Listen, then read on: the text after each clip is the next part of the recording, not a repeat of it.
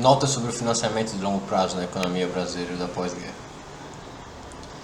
Introdução. Capitalismo brasileiro, a despeito de suas desigualdades e contradições, apresentou notável dinamismo no período que vai do após-guerra ao final dos anos 70.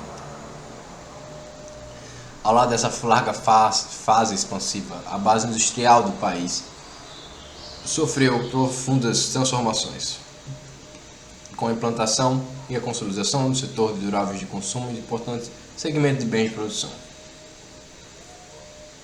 No tocante às invenções industriais, tal processo compreendeu dois momentos privilegiados, a saber: primeiro, na segunda metade dos anos 50, quando foram fundados os pilares básicos do padrão que se estavam internacionalizando através das empresas dos países cêntricos, e o segundo, na década dos 70, quando por iniciativa estatal consolidaram-se determinados segmentos das indústrias metalmecânica e química nuclear do padrão antes referido. Tais transformações na base produtiva foram acompanhadas, como era de se esperar, por um significativo desenvolvimento financeiro, expresso na proliferação das relações de débito e crédito, na diversificação dos ativos não monetários, na multiplicação das instituições financeiras. Na verdade, transitou-se início às reformas de 56, 65 e 66 foram decisivas, de sistema pouco diferenciado, apoiado nos bancos comerciais e em algumas agências públicas de fomento, para um sistema mais complexo que se propõe a modernizar o financiamento das empresas e das famílias. Contudo, esse desenvolvimento pouco contribuiu para a estruturação de instituições e de instrumentos privados de financiamento de longo prazo. Ao final do período, não obstante a criação dos bancos de investimento, os incentivos ao mercado acionário, etc., o financiamento privado de longo prazo continua a ser apontado como uma grande lacuna no sistema financeiro nacional. Dados tais contornos, o presente trabalho apresenta algumas reflexões sumárias sobre as seguintes questões.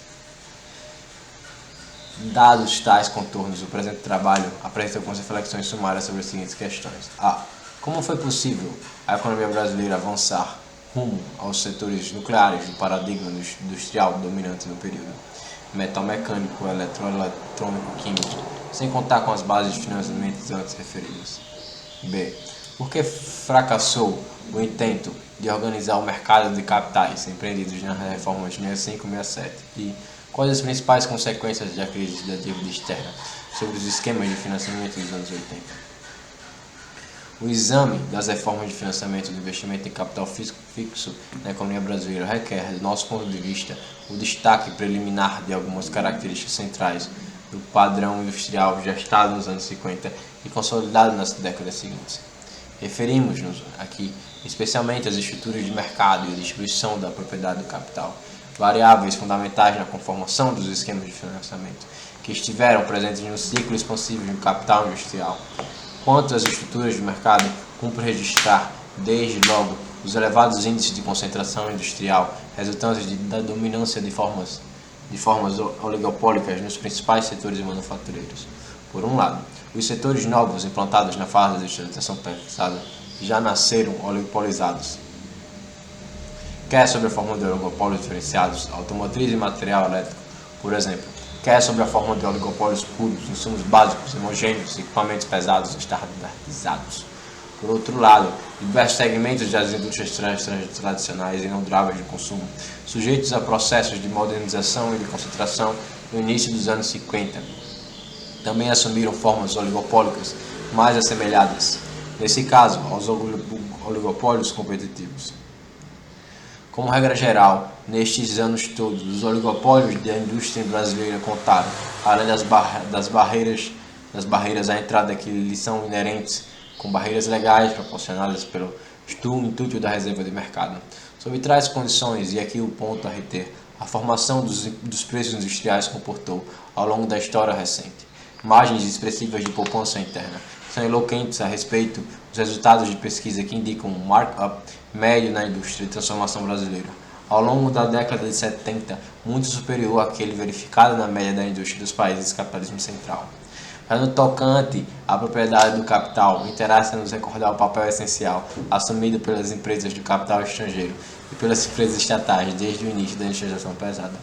Na verdade, as filiais de grandes empresas internacionais dominaram, desde a gênese, os setores industriais mais dinâmicos. e estiveram presentes em quase todos os demais setores da indústria de transformação.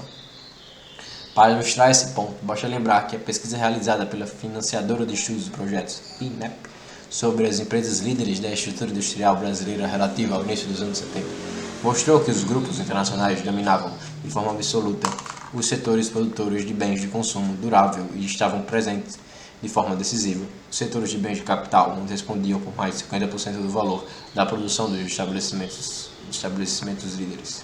Além disso, as filiais das empresas internacionais preponderavam na produção de importantes segmentos da indústria alimentar, têxtil e vestuário, detendo também a dominância na produção de fumo, de fármacos e de perfumes e afins.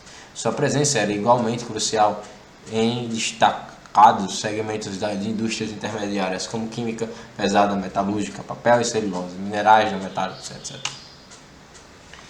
As empresas estatais coube, por sua vez, o papel complementar de suprir os serviços da infraestrutura e de produzir bens intermediários de uso generalizado. Numa clara divisão de atribuições, as entidades públicas concentraram suas atividades em setores de elevados requerimentos de capital por unidade de produto e ou de longos períodos de maturação dos investimentos, tais como hidrelétricas, usinas siderúrgicas, produção e refino de petróleo. Já as empresas de capital nacional desempenharam um papel nitidamente secundário nessa fase de industrialização. Na verdade, o capital nacional, além de buscar formas de convivência com o grande capital internacional no interior da indústria de transformação, tratou de reservar espaços exclusivos de valorização em outras órbitas, tais como o setor bancário, engenharia e projetos de construção civil. Essas características relativas às estruturas de mercado e à propriedade do capital são decisivas do nosso ponto de vista para a compreensão das formas de financiamento do investimento ao longo da fase expansiva, que vai dos anos 50 ao final dos anos 70. Vejamos, inicialmente, como a questão do financiamento configurou-se para o setor privado, ou, mais especificamente, para as empresas privadas que lideraram o crescimento industrial no período. Tais empresas contaram com suas fontes básicas para a expansão de suas inversões, a saber, o autofinanciamento e o acesso a capitais do exterior.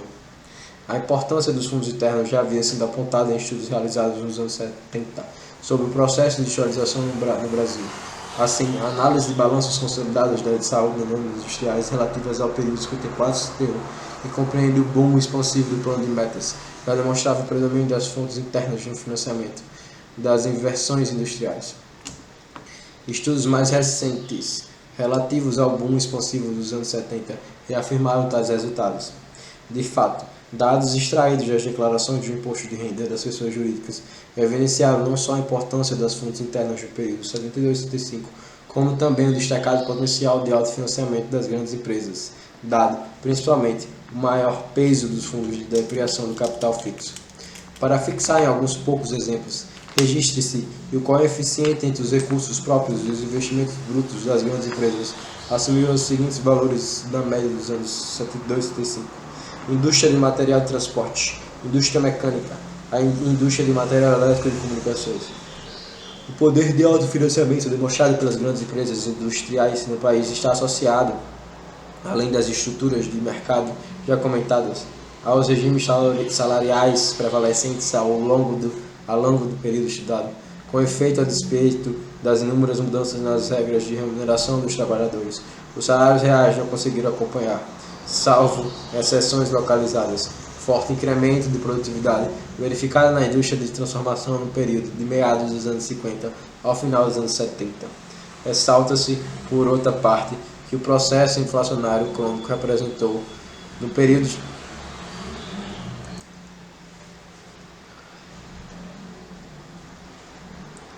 além das estruturas de mercado já comentadas, os regimes salariais prevalecentes ao longo do período estudado, com efeito a despeito das inúmeras mudanças nas regras de remuneração dos trabalhadores. Os salários reais não conseguiram acompanhar, salvo exceções localizadas, o forte incremento de produtividade verificado na indústria de transformação no período de meados dos anos 50 ao final dos anos 70.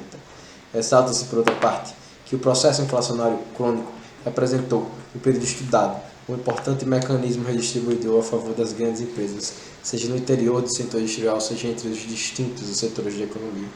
Não bastasse isso, a ação governamental, através das mais variadas benesses cambiais, fiscais, tarifárias e creditícias, também tratou a garantir a lucratividade das grandes empresas industriais.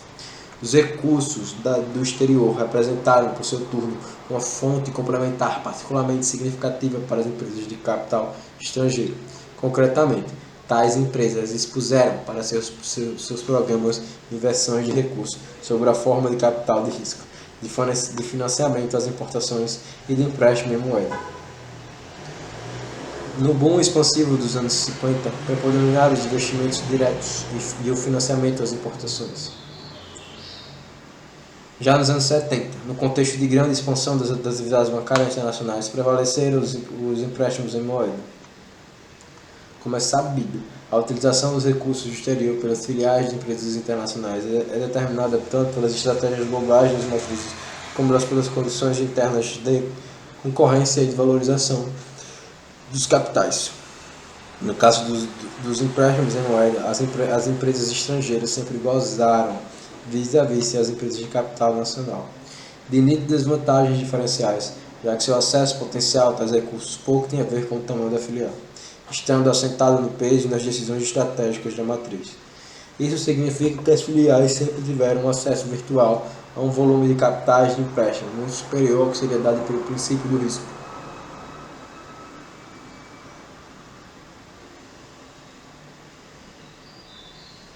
Mas ainda, cabe assinalar que, sob o argumento da necessidade de poupanças externas e ou sob o pretexto de se evitar o estrangulamento cambial, efetivo ou potencial, as autoridades governamentais consideram, via de regra, o resto aí os estilos e a lucratividade dos capitais externos.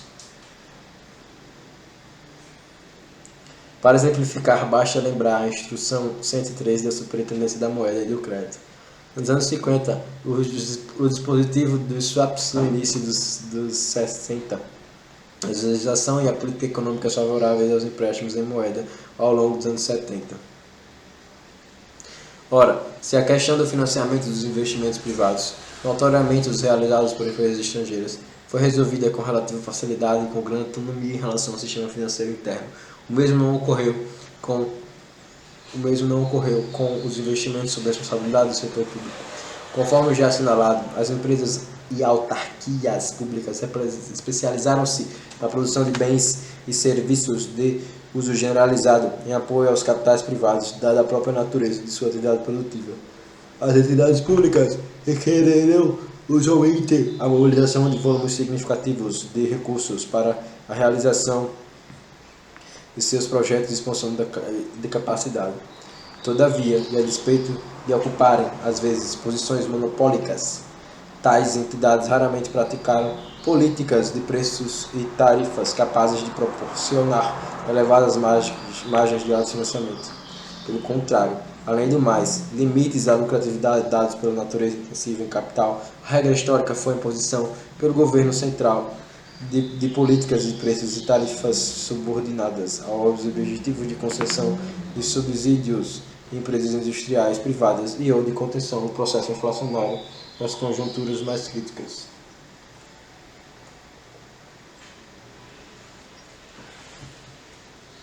Operando sob tais condições, as empresas e autarquias, diferentemente das empresas de capital privado, defrontaram-se sistematicamente com a necessidade de forte apoio de fontes externas de financiamento.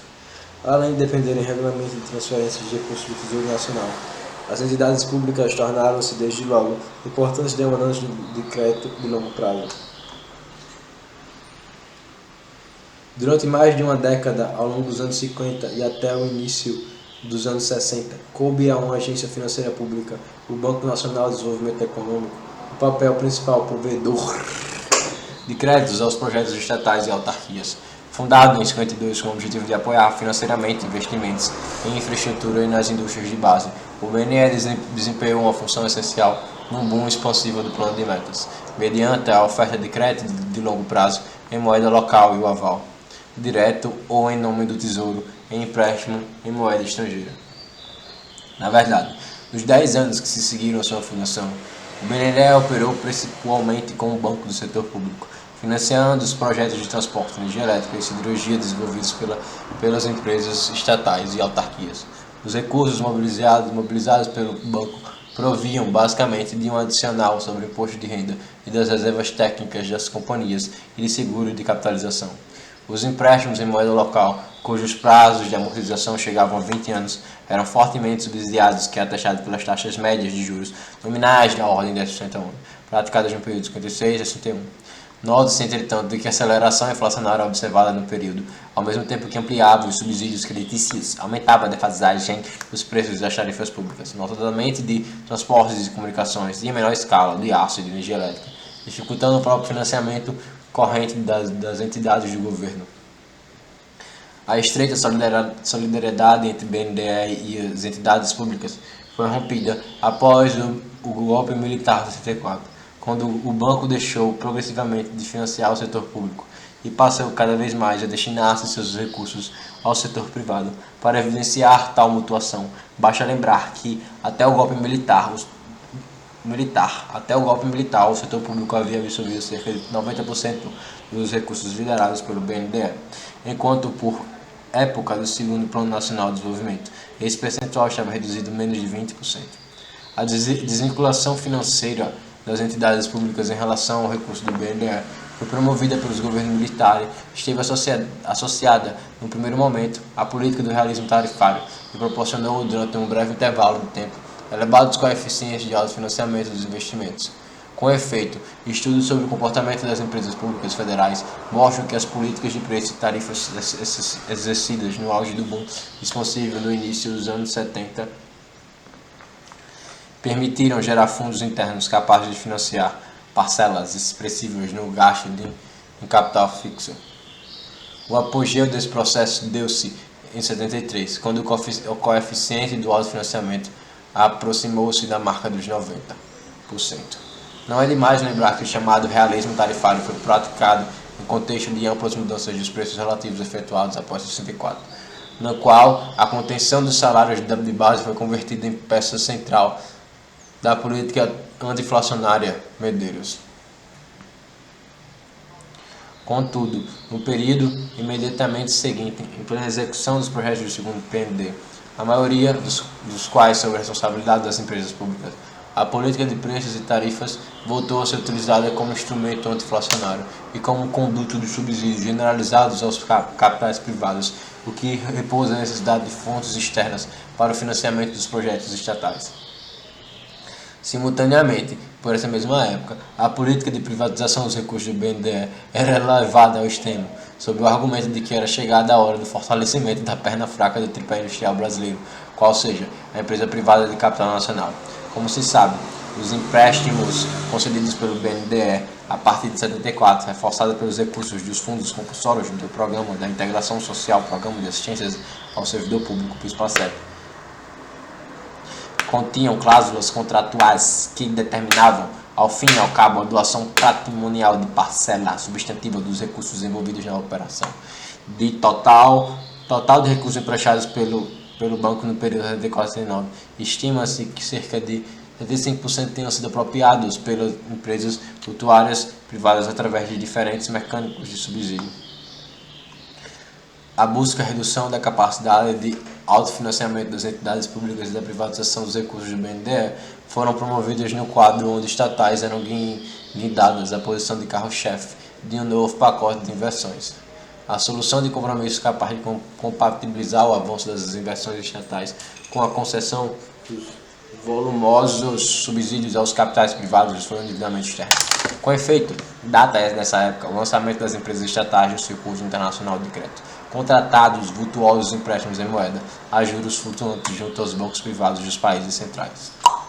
Numa análise comparativa, é possível perceber então que as empresas e autarquias públicas estiveram longe de apresentar a estabilidade das fontes de financiamento mostrada pelas empresas de capital privado.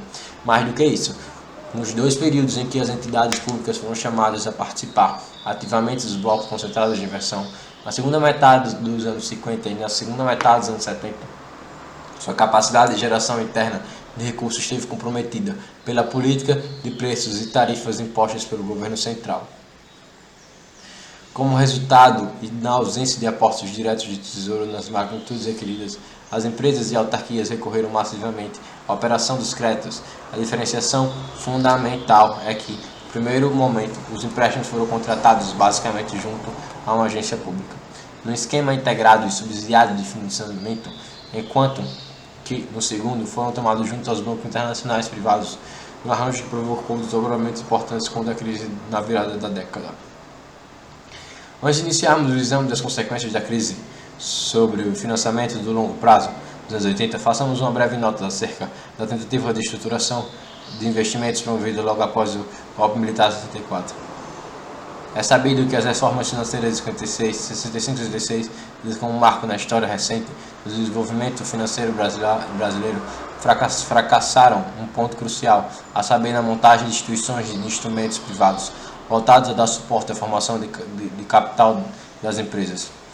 O desempenho dos bancos de investimentos, supostamente a peça crucial para a consolidação do mercado de valores imobiliários, seria o atestado cambal desse fracasso. As razões apontadas pelos estudiosos vão desde a impossibilidade de desenvolvimento de ativos financeiros de longo prazo em economia economicamente inflacionárias até a tradicional recusa do capital bancário em participar das atividades de maior risco. Do nosso ponto de vista, é preciso ter presente, antes de tudo, que o governo militar, recém-instalado, empreendeu um amplo leque de reformas institucionais que, em última instância, sancionou o padrão industrial que se havia gestado na segunda metade dos anos 50. No momento das reformas, tal padrão esteve longe de ser contestado em suas características essenciais, seja em relação aos setores líderes, seja no tocante à organização dos mercados e à propriedade capital das empresas. Nesse sentido, as mudanças visaram eliminar obstáculos que se antepunham a livre curso da conversão de capital, respeitados os marcos estruturais definidos na década anterior.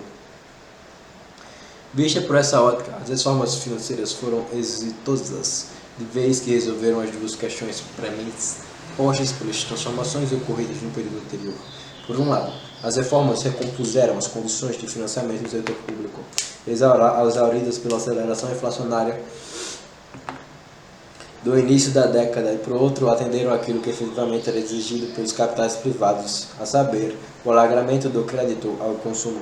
Em relação a esse último ponto, não custa lembrar que a conjuntura de meados dos anos 60 mostrava setores industriais recém-implantados, produtores de bens duráveis de maior valor unitário, repletos de capacidade ociosa, que exigiam uma rápida expansão dos seus mercados.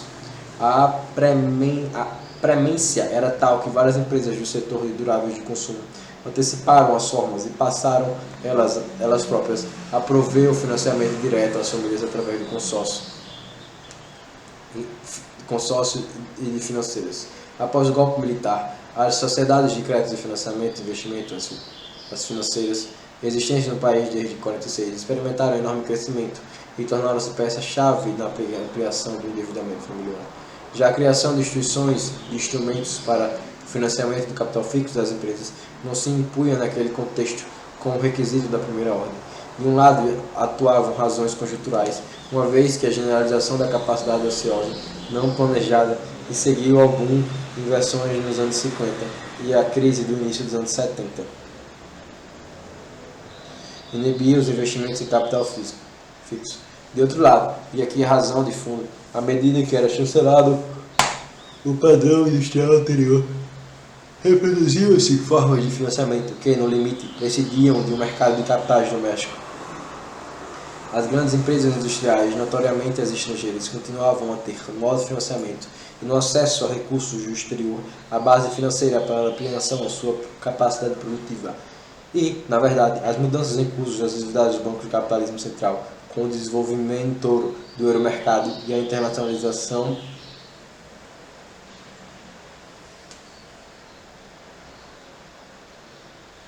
das operações de crédito, acompanhadas internamente por medidas de estímulo ao endividamento externo, só faziam por reforçar o segundo termo do binômio do autofinanciamento, recursos do exterior.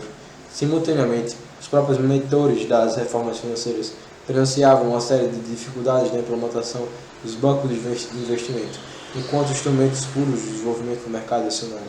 Por essa razão, visando aumentar a atratividade inicial das novas instituições, autorizaram a realização de operações de crédito e, mais do que isso, de empréstimo de prazos relativamente curtos para o financiamento de capital de giro das empresas.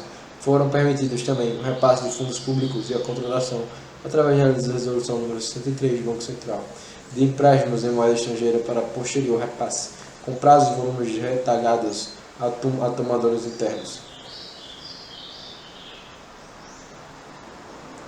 Assim, criados por decreto, na ausência de demandas específicas por parte do grande capital privado industrial e favorecidos por uma regulamentação permissiva, os bancos de investimento trataram desde logo de concentrar suas atividades em operações que combinavam elevada lucratividade e mínimo risco. Com isto, afastaram-se rapidamente dos objetivos originalmente idealizados nos gabinetes dos mentores das reformas. De instituições pensadas como núcleo de indutor de mercado de valores imobiliários, os bancos de investimento acabaram reduzidos, em sua grande maioria, a departamento de crédito de curto e médio prazo dos colaboradores liderados pelos bancos comerciais. A crise da dívida externa, eclodida no princípio dos anos 80, trouxe importantes consequências para a economia brasileira, desde a qual avultaram desde logo aquelas de natureza cambial. Na verdade, a interrupção do fluxo voluntário de empréstimos em moeda provocou o estrangulamento cambial do país e impôs um dramático esforço de ajustamento do setor externo.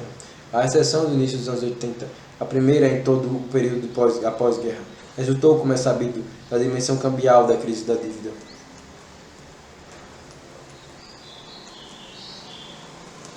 E na busca de saldos positivos no comércio exterior.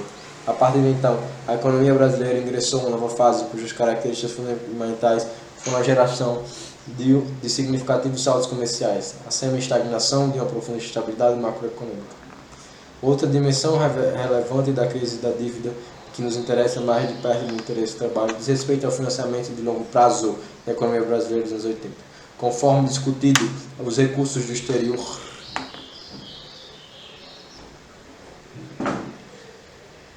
constituíram destacada fonte de complementar de recursos capaz de conferir grande elasticidade às faces da expansão acelerada da formação do capital fixo. Os empréstimos de moeda, em especial, desempenharam um papel proeminentemente no período mais recente, estando associados tanto ao boom expansivo no início dos anos 70, como ao pacote de inversão deslanchando pelo Estado na segunda metade da mesma década. A interrupção desse canal de financiamento provocou efeitos diferenciados sobre os principais atores econômicos do país. Vejamos inicialmente os impactos sobre as empresas de capital estrangeiro, usuárias orgânicas de recursos exterior. Registre-se, em primeiro lugar, que tais empresas, antecipando-se às turbulências monetárias, cambiais e creditícias, reduziram suas tomadas de empréstimo em moeda estrangeira já no final dos anos 70, de uma participação média de ordem de 45% nas tomadas de empréstimos diretos pelo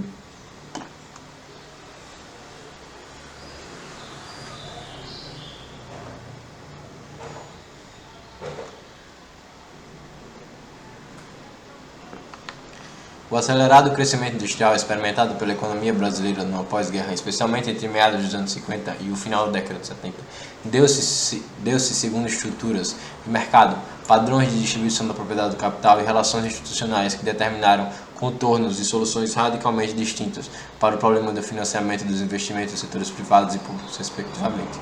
Por um lado, as grandes empresas privadas industriais, notadamente as de capital estrangeiro, densamente presentes nos setores que lideraram o crescimento, gozaram de estabilidade em suas bases de financiamento e de autonomia em relação ao mercado interno de capitais. Seus recursos originou-se primordialmente dos lucros retidos proporcionados pelo poder do mercado e pelas relações salariais vigentes e foram reforçados por mecanismos redistributivos derivados da inflação e da ação governamental. Secundariamente, as empresas estrangeiras contaram com acesso por diferentes formas a recursos do exterior. As grandes empresas do capital nacional, com acesso restrito a essa segunda fonte, contaram, por sua vez, com recursos públicos subsidiados. A manifesta autonomia financeira das grandes empresas industriais privadas foi uma das principais responsáveis pela iniciação do desenvolvimento do mercado acionário e de linhas privadas de crédito de longo prazo. Na verdade, esse elevado poder de mobilização de fundos por parte do grande capital industrial esteve na raiz da fracassada tentativa de articulação das órbitas produtiva e financeira ensaiada pelo governo militar quando das reformas de 65 e 66. Pelo outro lado, o verdadeiro no-górdio do financiamento de longo prazo na economia brasileira esteve associado, historicamente, aos investimentos públicos, particularmente aos das empresas estatais. A profunda estabilidade nas fontes de financiamento, caracterizadas por mudanças abruptas em sua composição, decorreu do próprio padrão que regulou geneticamente a divisão de tarefas entre as empresas privadas e públicas na fase de industrialização pesada. A política de preços e tarifas resultante desse arranjo inicial esteve subordinada, via de regra, à imposição de assegurar aos grandes capitais privados serviços de infraestrutura e bens intermediários a preços subsidiados, o que impediu, por suposto, a manutenção de margens adequadas e estáveis de autofinanciamento. Tal restrição foi agravada em diferentes conjunturas, pela submissão da administração de preços e tarifas a objetivos macroeconômicos de curto prazo. Os recursos fiscais e parafiscais, por seu turno, sujeitos a intensas disputas e as diferentes formas de privatização, estiveram longe de assegurar as bases financeiras necessárias às inversões das empresas de governo. Nesse contexto, o desmesurado endividamento externo contraído por tais empresas junto aos bancos privados internacionais nos anos 70, além de constituir uma das peças de administração na balança de pagamentos provida pelo governo central, foi o ápice de um processo que atribuiu pesados encargos produtivos ao Estado, sem lhe proporcionar bases estáveis de financiamento. O endividamento do período permitiu, é verdade, um novo esforço de inversões das estatais em concomitância à solidarização de um amplo leque de interesses privados, receptores dos fundos públicos subsidiados. Contudo, significou também o acúmulo de passivos denominados em moeda estrangeira, cujo potencial desequilibrador manifestou-se plenamente na virada da década. A crise da dívida cobrou, nos anos 80, um elevado preço pelo arranjo do financiamento da formação do capital fixo, estabelecido na economia brasileira desde o início da industrialização pesada. A assimetria das condições de financiamento correspondeu igual à assimetria nos impactos da crise. A elevação das taxas internacionais de juros, a interrupção dos fluxos voluntários de crédito e as políticas do ajuste provocaram, por um lado, uma massiva fuga de capitais privados, ao mesmo tempo em que, por outro, destruíram quase por completo a capacidade de investimento das empresas estatais.